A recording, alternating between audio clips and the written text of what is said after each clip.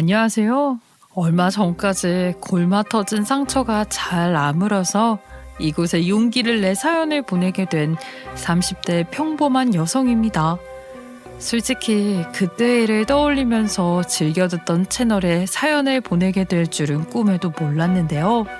그만큼 뒤통수를 너무 세게 맞았기 때문이에요. 절 보며 부모님도 그러더라고요. 평생 당할 안 좋은 일을 이걸로 한 방에 액땜한 거나 다를 바 없다고요. 처음엔 제가 이런 일을 자초한 것 같아 괴로워서 목구멍으로 밥알이 들어가는 것도 잠을 자는 것도 한심해 보일 정도였습니다. 너무 강하게 채찍질을 했던 것도 같아요. 그래도 지금 와서 보니까 제가 한 인간에게 배신하고 사람 우습게 알면 어떻게 되는지 그거 하나는 확실히 알려준 것 같기도 해요. 결국 시원한 복수까지 확실히 하고 돌아왔죠. 저도 힘들게 용기를 내서 사연을 보낸 만큼 여러분도 시원한 결말까지 함께 잘 들어주셨으면 좋겠네요. 저는 태어나자마자 음악을 가까이 하면서 컸는데요. 부모님 두 분 다 성악을 전공한 영향이 있었기 때문이었죠. 집안에는 항상 음악 소리가 떠나질 않았는데 항상 부모님이 노래 연습하는 모습을 익숙하게 볼 수 있었어요. 그땐 어른이 되면 누구나 꾀꼬리 같은 목소리로 그렇게 노래할 수 있는 줄 알았답니다. 그리고 아빠의 소원이 가족 음악회를 여는 것이었어요. 그래서 취미로라도 악기 하나쯤은 할 수 있길 바라는 마음이 컸죠. 제가 피아노로 반주하면 부모님이 옆에 서서 노래하거나 그런 모습을 꿈꾸셨던 것도 같아요. 피아노를 비롯해 바이올린과 플룻을 조금씩 배우면서 저에게 가장 맞는 걸 찾아가는 시간을 가졌어요. 그리고 대학을 진학할 무렵 저는 피아노 전공으로 마음을 정했습니다. 그런데 전 뛰어난 실력을 발휘하지는 못했어요. 대학에 입학하자마자 저에게 따라붙는 꼬리표, 바로 구부성악가의 딸로 알려졌기 때문이었죠. 저는 그 그늘에 자연스럽게 가려질 수밖에 없었어요. 넌 좋겠다. 우리는 죽어라 연습해도 모자라는데 넌 노력 안 해도 되겠어. 우리 교수님하고도 얘네 부모님 되게 잘 알던데.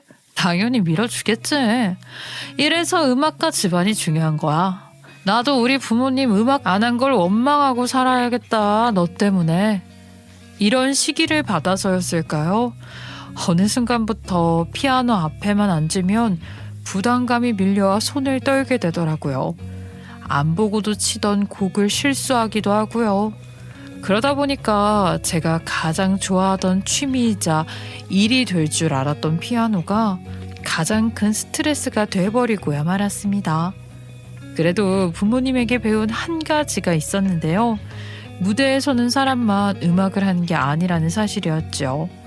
그래서 유명한 피아니스트가 되는 길보다 안정적으로 이 전공으로 할 수 있는 일을 찾기로 했어요.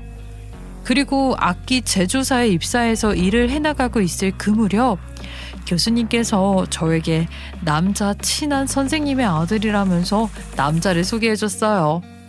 오랫동안 절 봐왔던 분이고 때론 엄마처럼 대해주셨던 분이라서 저랑 잘 어울릴 것 같다는 교수님 말만 믿고 그 자리에 나갔습니다.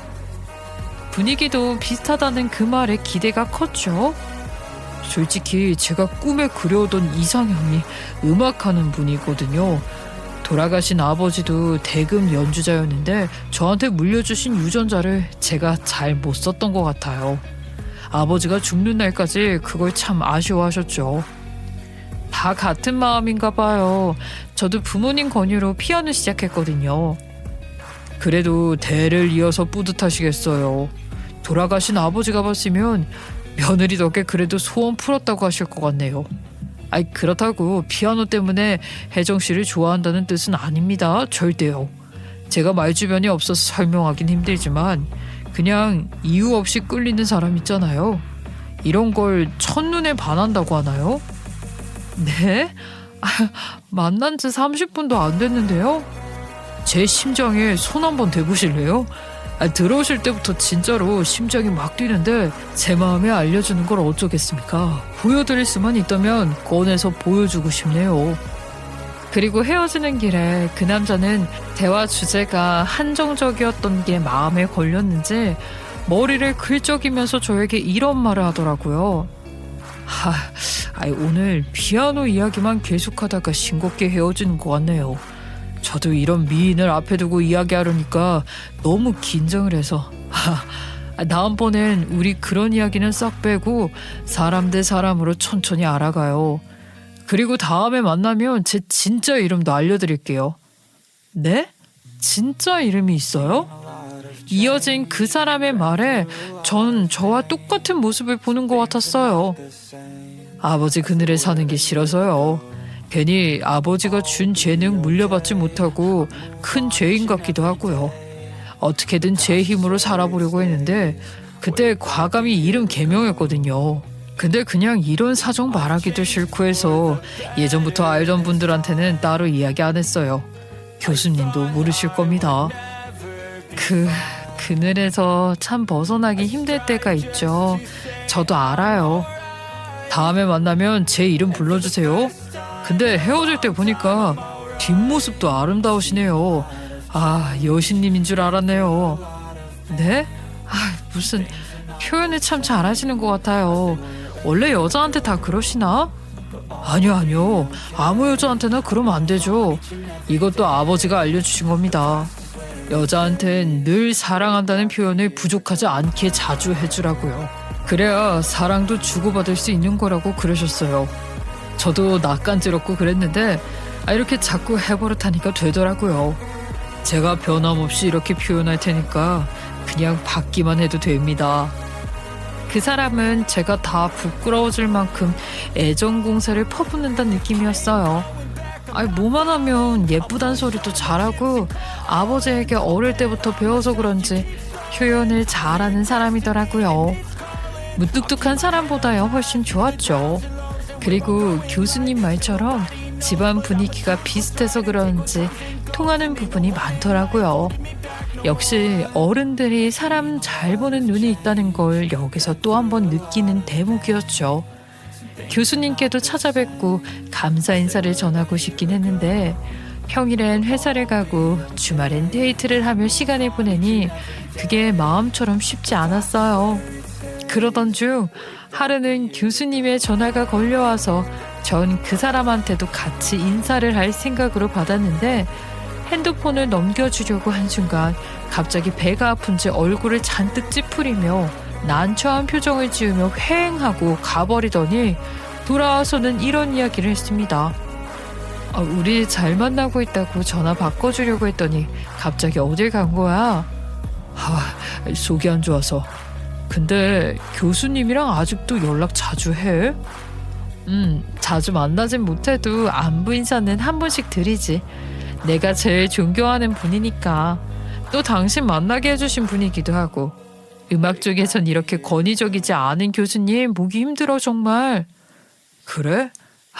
이미지 관리 잘했다. 내가 본 모습이랑은 딴판이네. 뭐? 딴판이라니? 교수님이? 내가 자세한 이야기는 못하겠는데 아무튼 우리 엄마하고 친하게 지냈던 거 알지? 난 어릴 때부터 이모라고 불렀으니까. 그런데 가까이 지내보면 돈 욕심이 엄청나게 많은 사람이야. 아마 우리 잘 되게 해주고 그걸로 한몫 받아내려는 것 같은데. 그럴 리가. 내가 아는 교수님은 스승의 날 선물도 안 받으시는데. 노골적으로 명품 사달라고 말하는 사람도 있을 정도였는데 그런 거 싫다고 딱 잘라서 편지만 받는 분이셨어. 거기는 자기 밥줄이잖아. 이미지 좋게 깔아놨네. 그러더니만 저에게 이런 부탁을 하더라고요. 부탁인데 우리 엄마가 난처해질까봐 그래. 그냥 한두 번 만나고 헤어진 걸로 얘기하면 안 될까? 굳이 그런 거짓말까지? 당신이야 친한 교수님이니까 식사 대접 한 번 하고 나면 끝이겠지만 우리 엄마랑은 다르잖아. 집에 올 때마다 있는 생색 다 내면서 불편하게 하면 엄마가 뭔가 해줘야 한다는 부담을 느낄 것 같아서 그래. 저번에도 비슷한 일이 한 번 있었는데 아니, 노골적으로 밍크 코트를 사달라고 하더라고. 아, 정말? 아니, 나는 믿기지가 않는다, 정말. 교수님이 그러실 분이 아닌데? 나도 당신처럼 교수님으로 만났으면 좋을 뻔했다니까. 이게 적당히 거리도. 그게 당신한테도 좋을 것 같아서 그래. 우리 엄마가 그 사람한테 부탁 한번 했다가 평생 뜯긴 돈이 얼마인지. 와, 무섭다. 아이, 참, 이렇게 겪어선 정말 모르는 거구나. 그래서 말인데 미리 관계 정리도 해두면 좋겠어. 우리 결혼이라도 가면 일 더 커질 것 같은데. 몇천 하는 피아노며 비싼 옷 하나는 기어코 받아갈 인간이거든. 사는 애나 얼마나 더 뜯어갈까? 아, 진짜 생각만 해도 무섭다. 알았어. 적당히 끝난 걸로 이야기해둘게. 거짓말하는 것 같아서 마음이 불편하기는 한데 그래도 어머니가 우리 때문에 피해보면 안 되니까. 저는 그날 집에 와서도 머릿속이 복잡하더군요. 그렇게 한결같이 4년 동안 좋은 모습만 보여주던 교수님에게 이런 모습이 숨어 있었구나. 자칫하다 우리 만남에 걸림돌이 될 수 있는 문제가 될 것 같아서 그 사람의 말을 듣기로 했습니다. 그리고 교수님은 헤어졌다는 이야기를 듣고 나더니 정말로 안타깝다면서 저에게 문자를 한 통 남겨놓았더군요. 잘 돼가는 줄 알았는데 내가 다 아쉽네. 내가 정말 존경하던 분 아들이었는데 교수님 눈엔 너하고 정말 어울리는 한성이라고 생각했거든. 항상 좋은 사람 보면 딸 같은 네 생각이 먼저 나. 내가 좋은 사람 보이면 너한테 연락할게. 잘 지내고. 시간이 지날수록 교수님 연락에 답하는 게 힘들어졌습니다. 문자 하나도 감사하단 단답형의 인사만 보내는 게 참 마음이 무거웠죠. 교수님은 정말 어떤 분이냐고 따져 묻고 싶어질 정도였어요. 제가 전과 다르게 피하는 걸 교수님도 눈치를 채셨는지 일이 바빠 보인다면서 마무리를 짓더라고요. 괜히 안 들어도 좋았을 법한 이야기를 들었던 후회가 들었습니다. 어쨌든 그 사람의 부탁도 있고 해서 이 정도 선을 지키는 것밖에 뾰족한 수가 없었죠. 그래도 저를 누구보다 아껴주고 예쁘게 봐주는 그 사람 덕분에 일과 사랑, 이렇게 두 마리 토끼를 잡은 기분으로 지낼 수 있었어요. 그리고 우리 사이에서는 조금씩 결혼 이야기가 오가고 있을 무렵 시어머니가 갑자기 저에게 전화를 걸어왔어요. 너 우리 형석이 상황 혹시 아니? 네? 무슨 상황이요? 혹시 무슨 일 있어요? 아이고, 그래도 남자라고 너한텐 끝까지 그 이야기를 안 했구나. 시어머니는 저만 모르는 큰 비밀이 있다는 듯이 말을 하더라고요. 그래도 저랑 결혼할 사람인데 어떤 일이든 제가 몰라서는 안 된다는 생각에 끝까지 비밀을 지킬 테니까 어머니께 그이의 상황을 말해달라고 부탁했습니다. 알고 보니까 돈 마련하려고 차를 판 모양이야. 결혼 준비하느라 힘든 모양이다. 그래, 남도 아니고 이제 우리 집 며느리 되려니까 숨김없이 말해야 할 것 같구나. 점수 깎일 줄 알면서도 하는 말이지만 우리 애가 방황이 좀 길었다. 어떻게든 지 아빠가 하던 일이어서 한번 해보겠다고 사업하고 그러다가 말아먹고 30 중반에 겨우 회사에 들어갔으니 모아놓은 돈이 뭐 있겠니? 뻔하지. 전 몰랐네요. 제 앞에선 그런 이야기를 전혀 안 하거든요. 아이고, 남들은 아무것도 모르지. 그저 그 양반 명성에 먹칠할까 싶어 입 닫고 산다. 딱 집 한 채랑 아무짝에도 쓸모없는 명예만 남겨놓고 갔어, 그 사람이. 겉은 좋아 보여도 안에 든 것은 없는데 다 이런 줄 모를 거야. 그렇게 생각하지 마세요. 아버님이 얼마나 자랑스러운 분이신데. 아휴, 나 좀 봐. 괜히 너까지 걱정시켰다 내가. 너희 결혼은 걱정 마라. 아무 문제 없도록 어디서 빚을 지더라도 마련해 올 거다. 그러니까 우리 애 돈 없다고 자존심 상하게 하고 그러지는 말아다오. 사실 너하고 만나온 첫날부터 나한테 결혼하고 싶다고 아내 될 사람 만난 것 같다고 했거든. 다 돈 때문에 미루고 미뤄서 지금까지 온 거야. 그 마음처럼 안 된 게지. 저한테 이야기해 주셔서 감사해요. 저도 부모님하고 상의해 볼게요. 그래 줄래? 네가 우리 애 민망하지 않게 잘 말해주리라 믿는다. 그리고 내가 얘기했다는 건 절대로 비밀이고 끝까지 모른 척 해줘야 돼. 걔 입으로 말하기 전까지는 아마 너한테 자존심 지키고 싶어 얘기 안 하겠지만 알았지? 그렇게 전화를 끊으려는데 어머님 번뜩 생각이 난 게 있는지 갑자기 절 부르더니 또 교수님과의 일을 재차 확인하듯 묻더라고요. 예, 안 끊었지? 그나저나 너 그 교수하고는 연락 안 하지? 네, 그건 걱정 안 하셔도 돼요. 어머니가 곤란하실 일 없도록 할게요. 그래, 웬만하면 이참에 그런 사람은 잘라내버려. 한 번씩 인간관계를 정리할 필요도 있는 거야. 나중에 그래야 너한테 좋은 사람들이 들어오는 게다. 우리 식구가 너한테 그런 존재가 되면 좋겠구나. 그리고 그날 어머니로부터 빠듯하게 결혼 준비하는 그 사람 사정을 듣고 났더니 마음이 짠하더군요. 이런 건 같이 준비할 수도 있는 문제인데 혼자 짊어지려고 하는 게 안쓰러웠죠. 어쩐지 2년이 넘게 만나는 내내 절 그렇게 좋아하면서도 결혼 이야기만 나오면 묘하게 불편해지는 그 표정이 부담감이 있었다는 걸 알게 됐어요. 그래도 이유를 알고 나니까 좀 낫더라고요. 그 사람 마음을 의심하기 시작하면 괴로운 문제가 됐을 테니까요. 그래서 저는 부모님께 그 사람의 부담을 덜어주기 위해서 결혼 준비를 도와달라고 부탁했습니다. 다행히 시댁에 비해 여유가 있던 상황이라서 부모님께서도 흔쾌히 집 하나 정도는 해주겠다고 하시더라고요. 그런데 그때 마침 피곤한 일이 하나 생겨버리고 말았죠. 바로 제가 다니던 회사에 대학 때 대놓고 절 미워하던 동기 하나가 이직을 해서 들어온 건데요.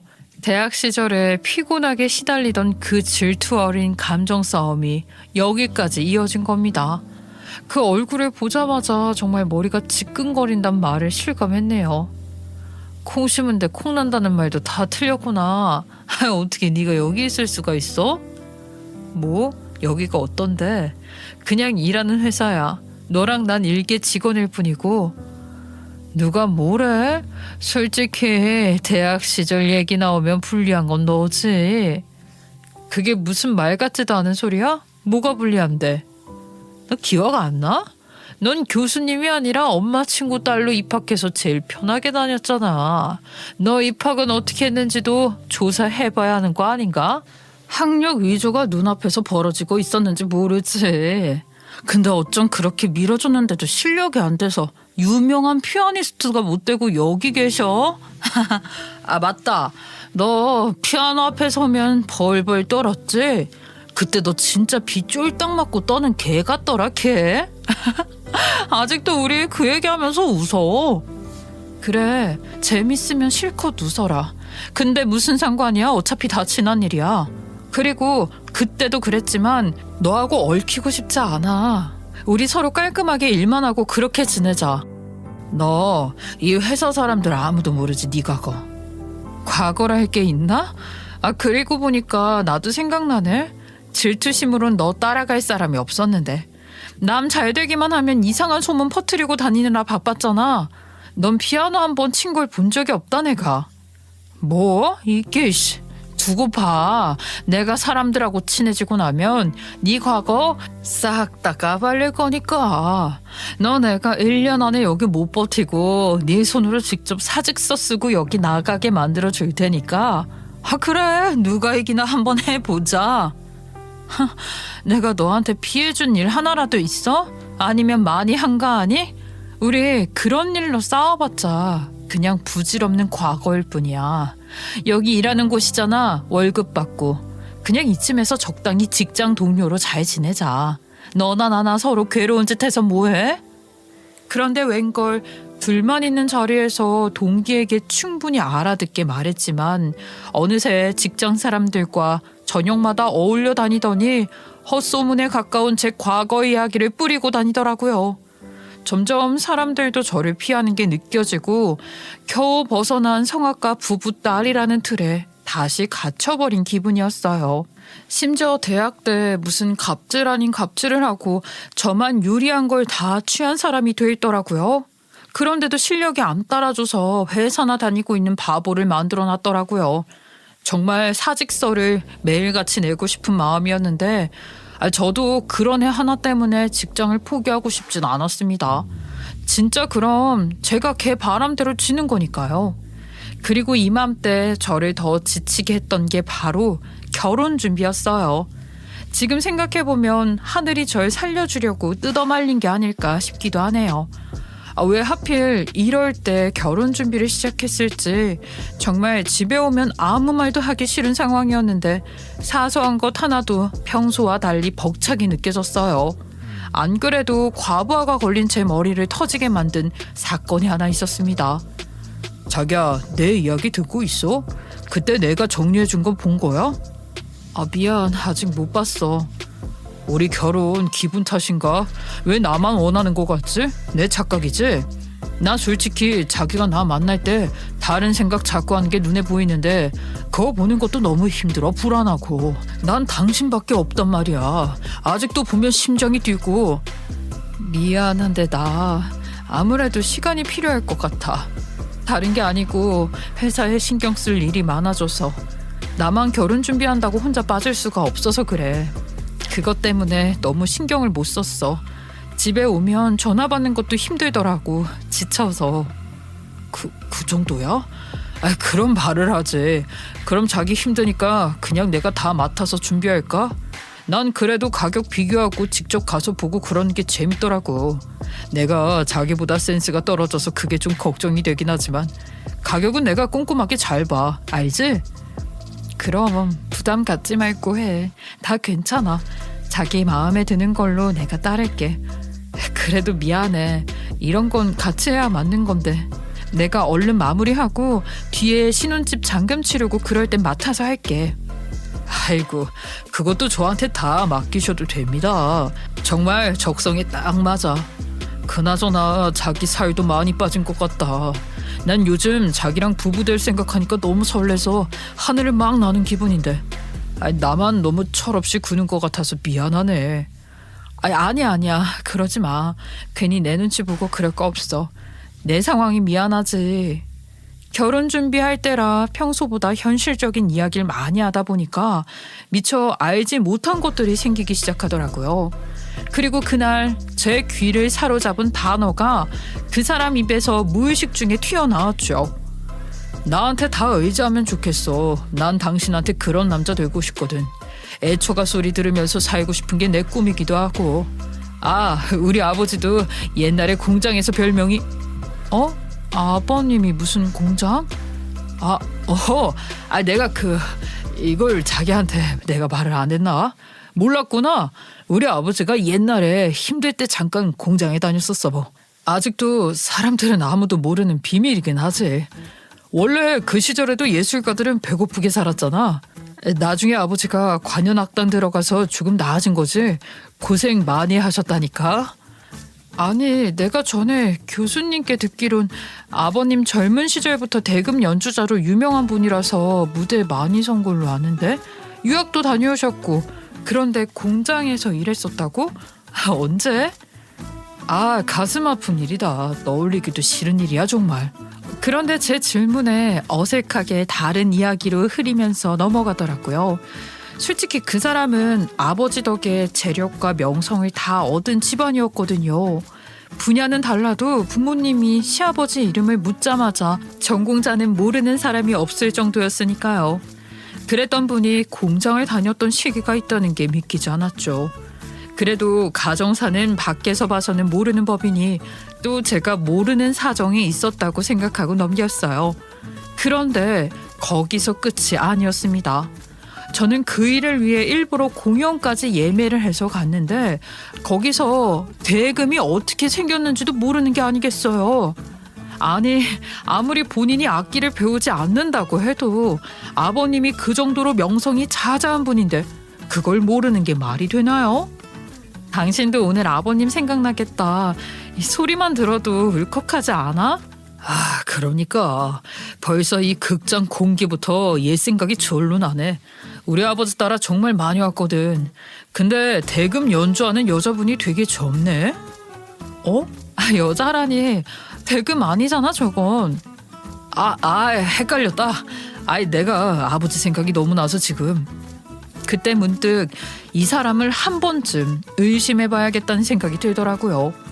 그런데 제가 아버님에 대해 좀 자세히 물으려고 할 때마다 결혼 문제로 이야기가 넘어가서 어쩔 수 없이 그 이야기가 다른 곳으로 새고 말았어요. 그러던 와중에 이 의심이 확신으로 변한 일이 터지고야 말았죠. 시댁 상황이 좋지 않은 걸 듣더니 부모님이 집부터 결혼 자금도 많이 도와주셔서 그 사람이 눈치를 너무 많이 보더라고요.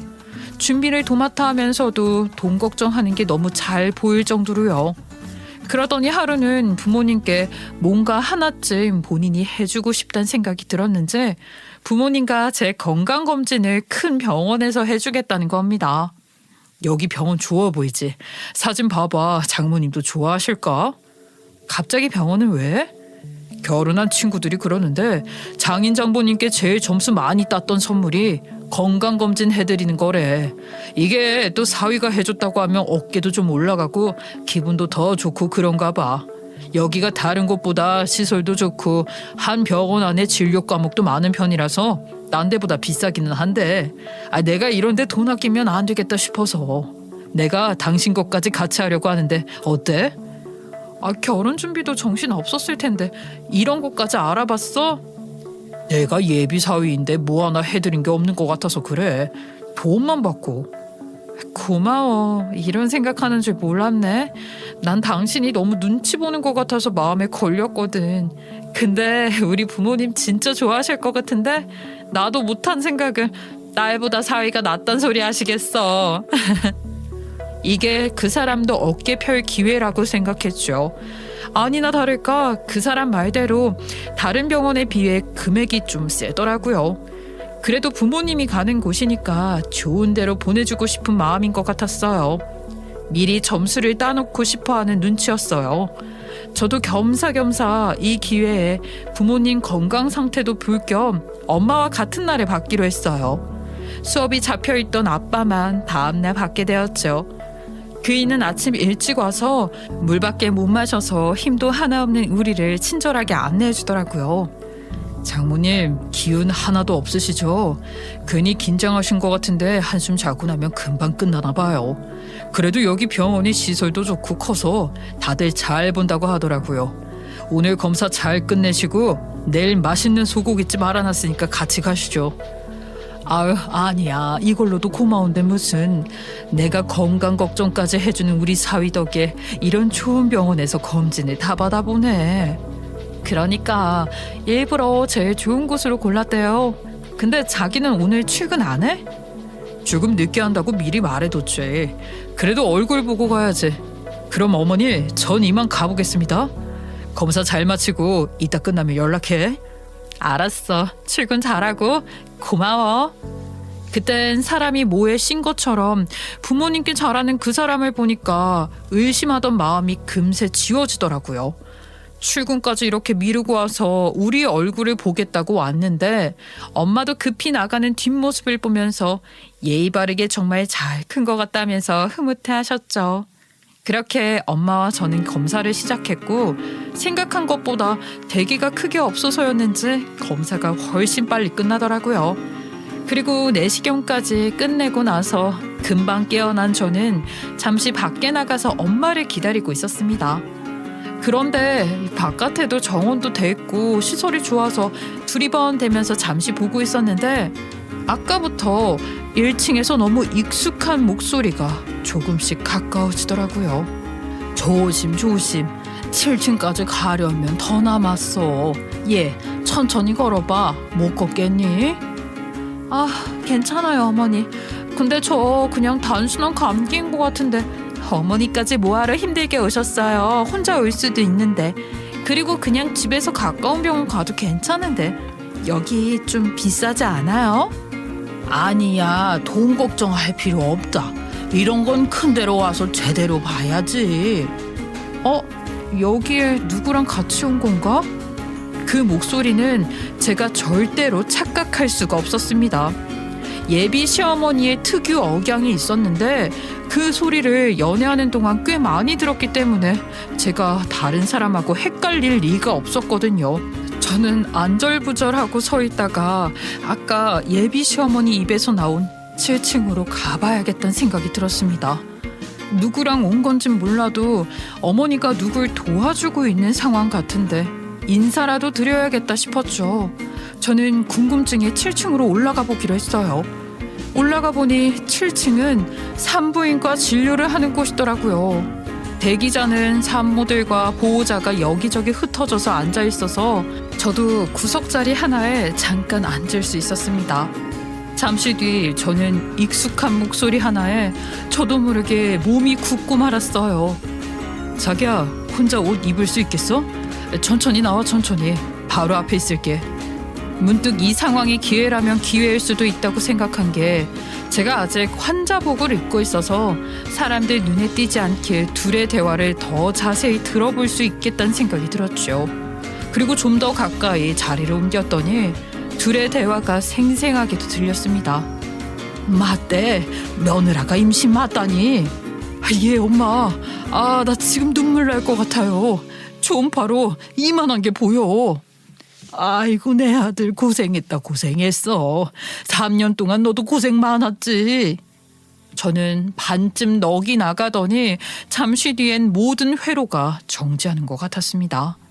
그 사람이 감격스러워하는 그 말도 너무 큰 충격이었지만 3년 동안 고생이 많았단 한마디로 이들의 관계가 모두 설명이 됐으니까요. 그리고 그날에서야 쌓이고 쌓였던 의심스러운 일들이 하나둘씩 떠오르기 시작했습니다. 저는 비상구 문을 열고 들어가서 곧장 교수님 핸드폰으로 전화를 걸기 시작했어요. 수업 중이라도 이 전화 한 통만 받아달라고 속으로 빌면서 발을 동동 굴렀죠. 이 이야기의 시작부터 제가 의심스러운 걸 확인할 방법이 딱 한 사람, 교수님뿐이었으니까요. 그리고 교수님께 정신없이 그 사람에 대한 정보를 쏟아낸 뒤 교수님이 본 사람이 맞냐고 재차 물었습니다. 너 괜찮니? 왜 이렇게 정신이 없어? 무슨 일이길래? 일단 네가 너무 많은 말을 해서 다 듣진 못했는데 들어보니까 너랑 나랑 아는 사람이 좀 다른 것 같은데 내가 너한테 소개해준 사람은 키도 꽤 큰 편이고 안경도 썼는데 그래, 예전에 같이 찍은 사진부터 보낼게. 그럼 되겠다. 교수님, 혹시 이분을 사칭할 만큼 잘 알만한 사람이 있을까요, 주변에? 저도 사진 보낼 테니까 아는 얼굴인지만 봐주세요. 사칭이라니, 누가 사칭을 한 거야? 모르겠어요, 저도. 어디서부터 꼬인 건지 제가 나중에 다 만나서 말씀드릴게요. 일단 얼굴부터 봐주세요. 근데 사기를 친다고 해도 이 사람을 잘 알아야 할 수 있는 거잖아요. 교수님이 소개해준 것까지 아는데 멀리 있진 않을 것 같아서요. 어머, 잠깐만. 낯이 익다. 그 집 운전기사 같은데? 운전기사요? 선생님 아들하고 동창이라고 했던 것 같은데 어렵게 사는 친구라고 일부러 일 하나 주고 싶어서 시킨다고. 어머니도 종종 거기 바쁠 때 와서 집안일 도와주시고 그랬다고 들었는데 나도 몇 번 이 친구가 집에 데려다줘서 기억이 나네. 교수님 말을 듣는데 분노가 아니라 시원함이 느껴졌다면 믿으시겠어요? 전 그동안 이 인간한테 가졌던 찜찜한 것부터 하나씩 쌓여왔던 그 의문이 시원스럽게 풀리는 기분이더라고요. 10년 넘게 오래 일했던 운전기사면 그 집 상황을 속속들이 잘 알겠죠. 심지어 동창이라면 더더욱이요. 그리고 전 저에게 이 말을 주문처럼 읊조렸습니다. 생각 잘하자. 감정적으로 굴지 말고 생각하자. 생각. 지수를 잘 찾아가는 게 진짜 이 일의 핵심이란 생각이 들었거든요. 마음 같아선 당장 그 인간의 뺨을 날리고 사정없이 밟아서 반 죽여놓고 싶었지만 그렇게 터뜨렸다간 너무 단순한 문제로 끝날 것 같았어요. 진짜 배신과 사기의 끝이 어떤 최후를 맞이하는지 알게 하는 게 더 중요할 것 같았습니다. 그래서 저는 검진이 끝나자마자 주간 그릇도 못 먹고 곧장 교수님과 함께 그 집을 찾아갔어요. 처음 본 여자인 제 말을 믿어줄 것 같지 않아서였죠. 교수님이 자초지종을 설명하며 저를 소개해줬다는 이야기부터 시작하자 그분들은 처음 듣는 얘기라며 당연히 놀라더라고요. 그리고 교수님 말에 힘입어 그 뒤로부터 지금껏 벌어진 모든 일을 털어놓으니 괘씸하단 말이 바로 나오더라고요. 와, 이 미친놈. 걔 지금 내 핸드폰까지 몰래 만지고 있었다는 거잖아. 아니, 하도 사정이 힘들다고 공장에서 잘렸다고 찾아와서 운전이라도 하라고 했더니 어떻게 이런 식으로 사람 뒤통수를 쳐. 우리 아빠까지 팔아먹고 다녔을 놈이야. 지금 하는 짓 보니까. 엄마, 변호사부터 씁시다. 저도 같이 했으면 좋겠는데요. 우리도 돈은 상관없습니다. 같이 하시죠. 그런 놈 제대로 혼내야죠. 어쩌니 전부 나 때문에 벌어진 일 같다. 교수님, 제가 어리석은 탓이에요. 절대 그런 생각하지 마세요. 그 미꾸라지 한 마리가 온 물을 흐리고 다닌 탓에 흙탕물이 됐네요. 주변의 소중한 사람들까지 다 잃게 만들고 돈으로 바꿀 수 없는 소중한 관계까지 엉망으로 만들어 놓은 거예요. 보니까 배신이 특기네요, 그 집 인간들. 나도 도울게. 내 친구 변호사 있으니까 바로 연락해 볼게요. 각자 뒤통수 맞은 게 얼마나 분했는지 얼굴 본 지 몇 분도 되지 않은 사이였지만 이렇게 단단하게 뭉칠 수는 없었을 겁니다. 그리고 우린 변호사에게 자문을 받은 뒤 그 인간에게 좀 더 미끼를 주기로 하고 이 모든 사실을 모르는 척 잠시 지내기로 했어요. 속은 부글부글 끓어도 그 시간은 꼭 필요했습니다. 우리에겐 증거를 모아서 더 큰 형량을 주기 위한 기다림이자 마지막으로 놓는 덫이었죠. 그때부터 모든 이야기를 녹음해서 사칭의 증거를 모두 뒷받침할 수 있었어요. 그리고 모든 준비가 끝났을 때 저는 운전기사인 그 인간의 실체를 마지막으로 눈앞에서 확실히 짓밟기 위해 그 집을 다시 찾아갔습니다. 무슨 문지기처럼 그 앞에 서서 공손히 대기를 하는 모습을 보고 저도 모르게 픽 하고 웃음이 터지고 말았죠. 여기서 뭐 하세요, 운전기사님? 여기를 어떻게 자기가... 남의 인생 훔쳐산 소감이 어때요, 기사님? 속아주니까 끝을 모르더라. 근데 사기를 치려면 제대로 쳐야지. 대금도 몰라보는 건 너무 준비가 부실하지 않았나 싶은데. 근데 이대로 경찰서를 이대로 보내면 너무 억울할 것 같으니까 일단 여기서 좀 맞고 가자. 잠시만. 입 닫아. 용서도 죄를 적당히 지어야 빌 수 있는 거야. 저는 손과 발을 다 써서 사정없이 휘두르면서 내렸습니다. 그리고 이 소리에 나온 그 집의 진짜 아들은 제 목까지 아주 속 시원하게 그 인간을 조패기 시작하더라고요. 힘들 때 살려준 고마운 우정까지 그렇게 깨진 거죠. 그놈은 바닥을 구르면서 손으로 아무리 맞고 잘못했다고 빌어도 우린 멈추지 않고 죽어라 팼습니다. 잘못했어. 나 이러다가 죽어. 내가 이 정도로 잘못한 건 아니잖아. 뻔뻔스러운 한마디에 이성을 잃은 아들은 두 다리를 눌러서 짓누르더라고요. 넌 더 맞아야겠다. 이참에 남자 고실도 못하게 내가 만들어줄까? 난 네가 하도 힘들다고 그래서 없던 일까지 만들어서 도와준 거야, 이 새끼야. 우리 집안이 만만하게 보이대? 어디 감히 우리 아빠 이름을 입에 올리고 이 새끼가. 일 그만둘게. 잘못했어. 그리고 다 알았으니까 결혼 안 하면 되고 전부 없던 일로 하면 되는데 왜 이렇게 나한테 해야 하는 거야? 없던 일로 해? 네 눈엔 이게 아무 일도 안 생겨서 돌아서면 그만일 것 같지? 잠깐 좀 속이고 별일 아닌 것 같나 보네. 근데 너 세상에서 제일 귀한 걸 나한테 잃게 만들었어. 그걸 알아야지. 나랑 우리 부모님, 가장 존경하던 교수님 뒤통수까지 치고 무사할 것 같아? 그래, 내가 잘못했어. 정말 미안합니다. 용서해 주세요. 그 진심이 한 톨도 없는 사과를 듣고 있는데 제가 이런 놈한테 괜히 힘 빼고 있다는 생각이 들어서 맥이 풀리더라고요. 이 한심한 인간아, 빌부터 먹고 사는 운전기사야. 네가 이러니까 여태 빌빌대면서 돈도 명예도 하나 가진 게 없는 거야. 배고픈 예술가도 아무나 되는 게 아니거든. 너같이 인성도 능력도 끈기도 없는 인간한텐 이런 비참한 일만 평생 일어나게 돼 있어. 그러니까 임신한 여자를 두고도 아무것도 못하고 살지. 옥바라지까지 시키게 생겼네. 참 거지 같은 인생이다. 뭐? 옥바라지라니? 갑자기 그 인간은 무릎을 꿇어앉더라고요. 곧 애가 태어나는데 애가 무슨 죄가 있어요? 네? 그리고 저 없으면 아무것도 없는데 지금 집안에 전부 제가 잘못한 거 그동안 쓴 돈까지 갚을 테니까 제발 옥은 안 가게 해주세요. 제발요. 실은 말이야. 내가 이 사실을 안 게 3주도 넘었어. 그날 병원에서 다 봤거든. 그날이라면? 가짜 사위 노릇하던 그날 잊었어? 그날 7층에서 널 보는데 그때부터 생각했지. 내가 어떻게 해야 이 일이 배신이고 평생 돌이킬 수 없는 실수란 걸 알게 해줄까. 미안해. 그럴 수밖에 없던 이유는 솔직하게 다 말할게. 곧 애는 태어난다고 하고 운전해서 돈 벌긴 한계가 있었어.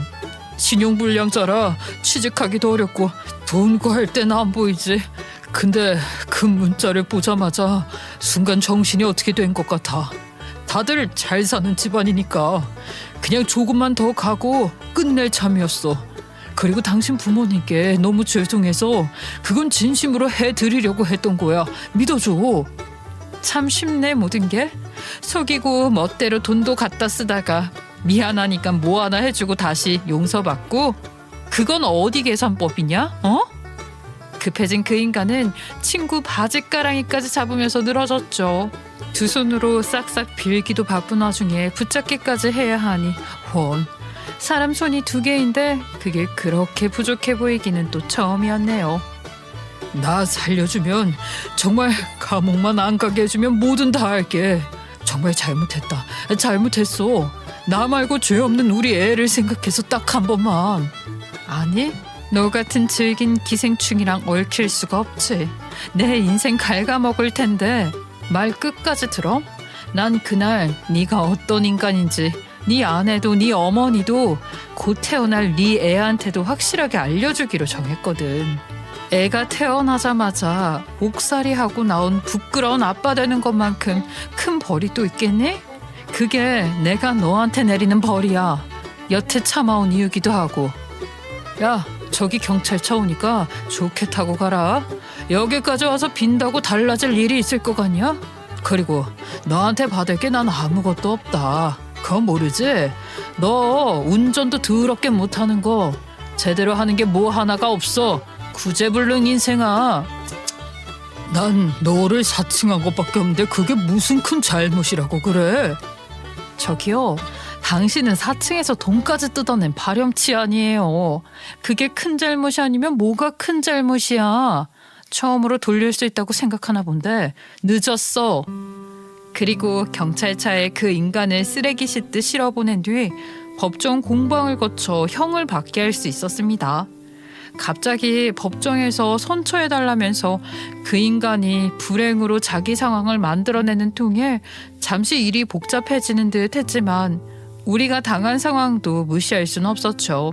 전 솔직히 그놈이 옥에서 죽을 때까지 썩는다고 해도 제가 당한 게 안 풀릴 것 같은 심정이었어요. 저에게 사칭을 해가면서 사기 결혼을 하려고 했던 것들과 결혼 준비를 빌미로 돈을 뜯어가서 자기 와이프랑 가족들에게 다 쓰고 사람 마음을 농간질했는데 분이 풀리겠나요? 그리고 왜 그렇게 화가 났는지 생각해보면 이 일은 저에게도 너무 큰 자책감이 들었거든요. 내 미련한 선택과 그런 인간을 믿은 나, 그리고 존경하던 교수님까지 의심하던 것, 그 모든 게 뒤섞여 한동안 너무너무 무기력한 상태로 지낼 수밖에 없었어요. 수면제와 안정제를 처방받아 먹을 정도로요. 그런데 그렇게 약해진 저를 다시 일어서게 해준 사람이 있었습니다. 바로 저를 진짜로 만나기로 했던 그 아들이었죠. 밥은 먹었어요? 목소리 들어보니까 또 굶었네. 일단 나와요. 이렇게 자꾸 무기력하게 지내면 지낼수록 인정하는 것밖에 더 돼요. 난 그런 게 내 인생에 와서 좀 더럽게 만들고 가도 싹 갖다 버리면 그만이다. 그렇게 생각하고 사니까 뭐 별일 아니게 되네요. 나도 그런 놈을 10년 넘게 속고 당했는데 아유 얼마나 내가 멍청해 보이겠어요. 어떻게 하면 좀 나아지는데요? 그럼 시키는 대로 할 거죠. 신발만 신어요. 그 다음은요. 일단 나오면 내가 여기저기 같이 다니면서 캠핑도 하고 좋은 공기도 쐬고 맛있는 것도 먹으면 되니까 나 믿고 따라와요. 그렇게 하루하루 그놈보다 더 잘 살면 됩니다. 이렇게 있으면 똑같이 감옥살이에요. 안 그래요? 뭐든 해보자고요, 둘이서. 그렇게 무작정 멋모르고 신발 신고 따라 나와서 어딘지도 모를 곳에 가서 시간도 보내고 매일 다른 하루를 함께 보내다 보니 조금씩 정리가 되더라고요. 그리고 전 요즘 이 사람과 새로운 연애를 시작했습니다. 이것도 사실은 큰 용기가 필요한 일이었는데 문득 제가 진짜 좋은 사람 만나서 행복해져야만 이 복수가 완벽히 마무리된 것 같은 기분이 들더라고요. 그리고 우린 너무 많은 데이트를 함께하고 큰일을 함께 겪어서 그런지 뭐 하나 마음에 걸리는 게 없을 정도로 편안하고 행복합니다. 그리고 곧 결혼도 준비하려고 하는데요. 교수님께 이 은혜는 정말 배로 쳐서 제대로 갚을 생각입니다. 사연 쓰기 전에 어리석었던 제 모습이 너무 많이 드러날 것 같아서 털어놓기에 고민이 많았지만 이제는 후련하네요. 그래도 비난보다는 격려로 제 앞날을 응원해 주셨으면 좋겠습니다. 모두들 제 긴 이야기 들어주셔서 감사드립니다.